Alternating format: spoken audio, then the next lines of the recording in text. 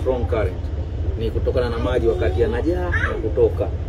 Sasa maji wakati yanatoka kutoka huko maeneo ya Kunduchi na hivi visiwa vya Bongoyo hapa na nini yanakuwa yanazunguka na hiyo channel yenyewe ya Dar es Salaam ambayo inaingia mpaka bandarini. Umeona ule mto ule.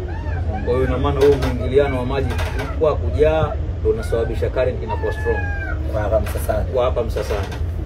Umeona? Na ukiangalia hiyo channel ya Dar es Salaam yenyewe kama unataka kuingia ndani hakuna shelter pale nje. Manake shelter unakusudia ni kama ni camp ya kisiwa au bara kama hivi kukugadi. Umeona? Sasa ukipita maeneo yenye good shelter na hakuna mwingiliano mkubwa wa maji unapata very calm state of the sea.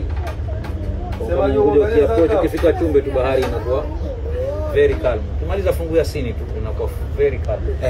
Hiyo fungu ndio nini? Fungu ni lile pale. Sehemu ambayo maji yakitoka aidha linakuwa total submerged au linakuwa partial submerged. Linafunikwa lote ama linafunikwa nusu. Hivi ngoja maji